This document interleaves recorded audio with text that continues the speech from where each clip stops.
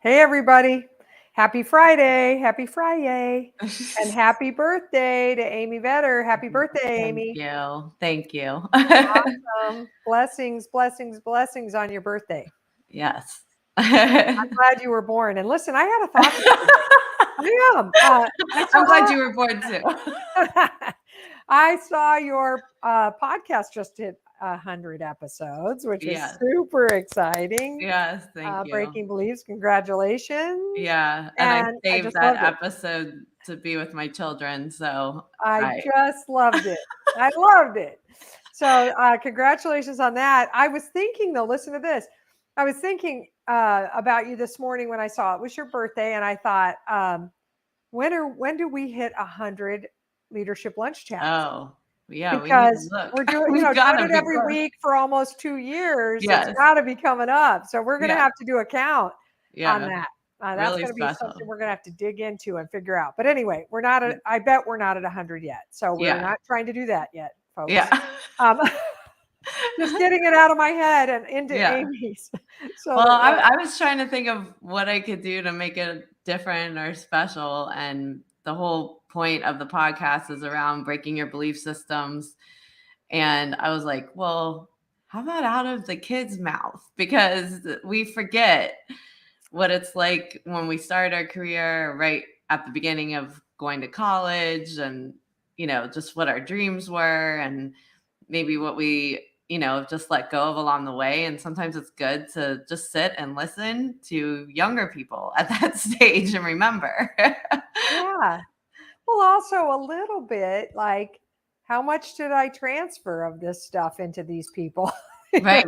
Oh, putting it was putting them in really that setting. it was so interesting, the stuff that they said. And I wasn't easy on them, so with my questions, and they were great. So wonderful. Anyway, congratulations on that and the birthday. Well, thank Um, you. yeah, so Amy and I thought that we should talk today in this leadership lunch chat.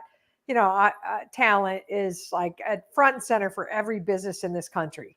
Has been for a while, should have been, by the way, for all of time, in Jen Wilson's opinion. But Yeah. certainly the market has thrust it upon the table as the number one issue facing us strategically in every single business.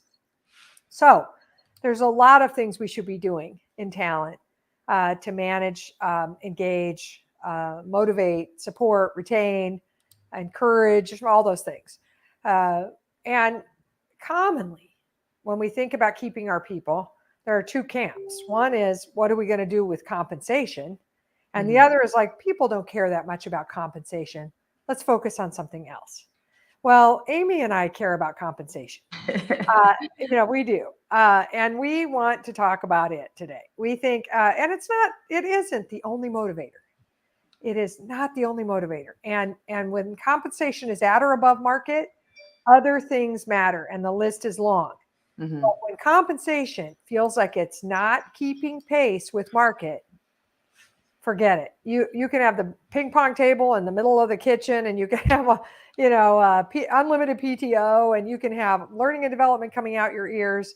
But if compensation isn't at or above market, man, nothing else matters. So we want to talk about that today, and we hope that you'll join us in comments. And I'm going to hand it to Amy to jump up on her soapbox and get her hands on it and get going on this one.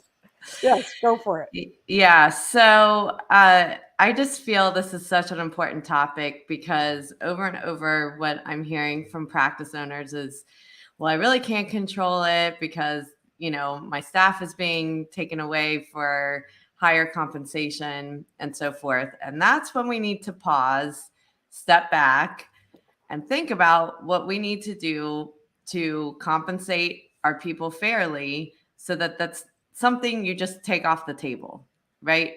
So it isn't the thing that necessarily keeps someone if all else is wrong in the environment, but if it's table stakes.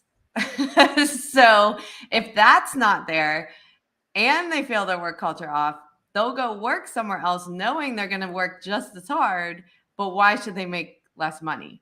So there has to be some redeeming value of why someone stays at your business, at your practice, and you can't keep saying, that's my reason. And what happens is the staff go on, they look up what other people are making in their region for their level and so forth. They start hearing from their friends, and it is not easily replaceable. When you think about the cost of losing a person, not only between the experience of the client going bad, but also all the training and everything else that has to happen in order to get someone up to speed. What is the cost of that? And add it to their compensation.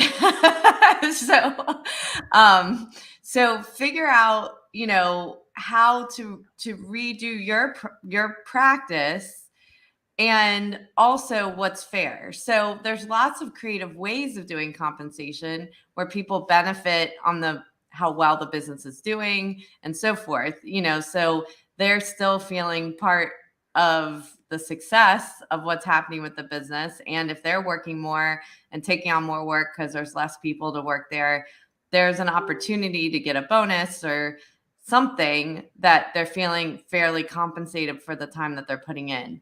But we can't just use that as an excuse of that's why staff are leaving. And oh, well, that has to be something on, the table that you are sitting with your leaders and like, what do we do about this? How do we fix it? Yeah. Well, I'm going to jump up on that soapbox with you too. So, and you said something, I don't want to lose this, so I have to spit it out first. I'm afraid I'll forget it. That you said, for their region. Well, there's a complicating factor, and I'm happy about it. And I would like to, think that at Convergence Coaching, we had a little bit to do with it. And that is Borderless recruiting has changed regional compensation in many regions and made it not mean anything anymore. Sure. I was recently wondering if Robert Half would continue to put their calculators in the back of their reports that say, if you're in Nebraska, calculate average salary and times it by point, 8, 9, because Nebraskans make 89% of the mean or whatever. I don't know if those percentages are going to matter anymore, because if a New Jersey firm wants to hire a Nebraskan and pay them New Jersey wages, that's going to raise Nebraska wages. That's just how it's going. And so with Borderless recruiting, compensation isn't just geographic anymore. You're going to have to really pay attention to it. And the other thing is that there are competitors for these people that are not accounting firms. So we're thinking, well, this is the market for a senior manager. Well, if that senior manager is a super data analyst, believe you me, there are technology companies that want them, and they'll pay a different number. So now you can't pay people at market for every possibility. There's no, if you're doing a comp study, you're not going to be able to study all permutations. But I do want to have us be careful not to think about geography in this parochial way anymore, because there are competitors for your talent outside it. But the other piece of this is, in public accounting, and this isn't true for every firm, but it is true for a lot of firms, partners are making more net income per partner than ever before, and more than they ever necessarily thought they'd make in their lifetime. There's a lot of profit happening right now. And as a result of that, when people say, oh, we can't make the comp work, I'm like, well, wait a minute. What do you mean you can't make the comp work? You're making it work for you. We've got to make the comp work, and we're going to have to retool the business model in some way to make the comp work. And the other thing is that we'll have to strip labor costs in other ways, because of the shortage of CPAs. We're going to have to offshore and outsource and do fractional employees and other people we could get at lower rates per hour, and then put project managers into the workflow, put non-accountants into service delivery work streams to strip labor costs out, of the work itself. But you can't strip labor costs out of CPAs or accountants or advisors, consultants, technology people, data analysts. They're all worth a lot out there on the street, and we got to pay attention to what that is. And practically speaking, HR has to do a compensation analysis once a year minimum, twice a year ideally. And we should be thinking about twice a year evaluation of comp and potential increases for our best and brightest, especially because the market is moving and it's continuing to move at a rapid clip. And we can't say, well, we don't look at this until next December. That's not going to work for you. Well, and also when doing those studies, that it's transparent. So the other thing that I'm definitely hearing is the study gets done, the staff person might get a shift in their pay, but they don't know why. They don't know, and they're still not sure it's enough. There's no discussion happening about compensation, right? And so it may be something that's uncomfortable. And even when you have to give reasons of why the comp is what it is, it's better to have the discussion than not, because people fill in the space. So stepping back to think about, okay, what's the base compensation, but then also coming up with a compensation calculation that promotes the kinds of behavior that you want in the practice is really important. So a lot of times we just think about it straight salary and not think about all the things that we want to make sure people are doing and what we are incentivizing them to do. So for instance, when I had my practice, I had a bonus that I gave out every 6 months, but it was based on what I call net cash revenue. So collected revenue from the clients, net of write-offs. So a lot of times the behavior is by staff like, oh, we got to write that off because it took me too long or whatever it is. So, quality of work matters. And when there has to be rework, there should be, because what ends up happening is a lot of leaders or managers end up just taking the work because it takes too long to wait to go tell them to go fix it, when you're in a crunch time and so forth. So thinking about the things that you can do to incentivize people and the behaviors that you want and use it as a bonus pool option so that you're not tied into a base salary if someone isn't, creating the behaviors that you want in your practice as well. And that's just one idea, but there's lots of ways that you can incentivize people, based on how well they're living to their values, what client satisfaction surveys are coming back, like whatever's important to your practice and the sustainability of it. Think about how you work that into compensation. Yes. The other thing is that at our firm, we have a bonus pool and focus on net income at the end of the day, which helps all of us figure out how to grow the top line, but also manage expenses and make it make sense. We don't bill by the hour, so we don't have a realization component or a write-off component necessarily to pay attention to anymore. We kept time for the first, 15 or 18 years of our business, but stopped in the last 4 or 5, which is awesome. Subject for another leadership lunch chat. Yeah. But this transparency that you talked about related to this compensation changes, first of all, we would want you to make sure that you're really clear when you make compensation changes, if it's a market adjustment or if it's a merit increase. They are significantly different, or an increase related to promotion. There's 3 different kinds. And so sometimes we see firms not manage the message with their leadership team. So they make these market adjustments and they don't get everybody on the same page. And then, they might make market adjustments for some, but not all, because maybe they recruited somebody in at a higher rate than the rest of the incumbents in that role were. So they're going to make market adjustments for everybody but that person who came in at market. And maybe that person hears that raises were given out and they're upset, and they go see a partner and say, hey, why were raises given out? And they say, well, those people just did really well. And they don't even realize that they made a market adjustment and studied it. And they haven't managed the message with their leaders. So their leaders give weird messages and it's upsetting to people. And if you don't talk about it at all, your team always talks about comp with one another. Now, not every person on your team will share comp, but man, do they talk about comp and bonuses as a whole. And so it isn't secret. Whatever you're doing isn't secret. Now, I'm not saying you should have a completely open comp system where everybody's comp is published, but don't try to sneak around and make adjustments on people or give bonuses no one else will ever hear of, because they will hear of them and then they don't trust you and then they feel put out, and some will come and ask and others will just, have one more straw on the back of the camel's back of something they don't like about you, or don't trust about the firm. One more thing that bothers them about their relationship with you all. So be careful about that. And I also want to say that, you said something earlier, Amy, that I think bears bolding or something, highlighting and underlining, and that is the cost of turnover. The Society for Human Resource Management estimates that the cost of turnover of a person is 1.5 to 2 times their salary.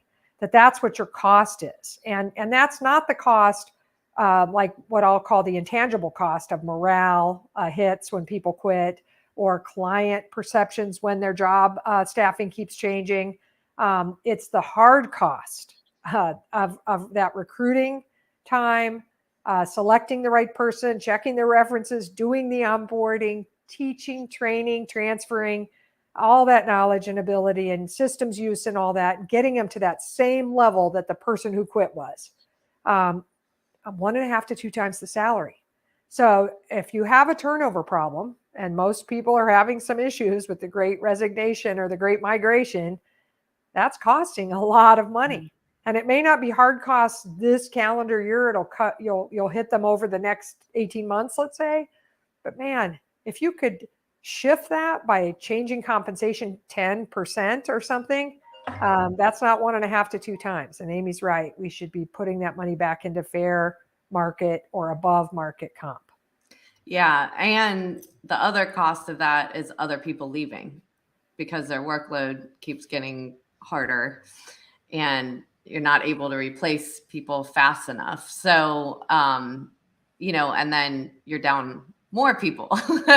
So controlling that is really important. So, having said all this about compensation, just realize money that you're giving to someone is what they feel their value is for the work that they do and how they're additive to the firm.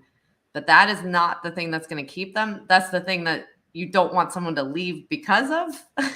Right. So it has to be taken care of and made sure that people feel they're being fairly compensated for their skill level and what others would get paid in that same role.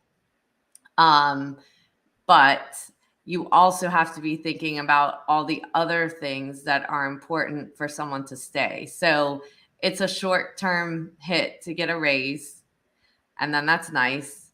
But then if they don't have work-life balance, if they don't have a life outside of work, there's really not going to be an amount of money that is going to offset that, right? So you need both. Compensation is just the conversation you don't want to be having. Usually when someone gets to the point of leaving and they're being recruited and they're being recruited for more money, that isn't the real reason they're leaving.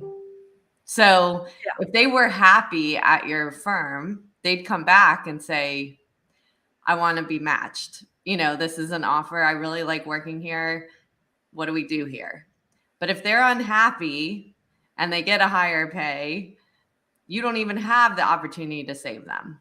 And so when you're not talking to your staff every week and keeping up with them and making sure that they're getting the support they need, the training they need, and so forth, and they feel their careers are supported and they have time with their families, then if you're not doing those things, you can't catch these things before they happen. For sure.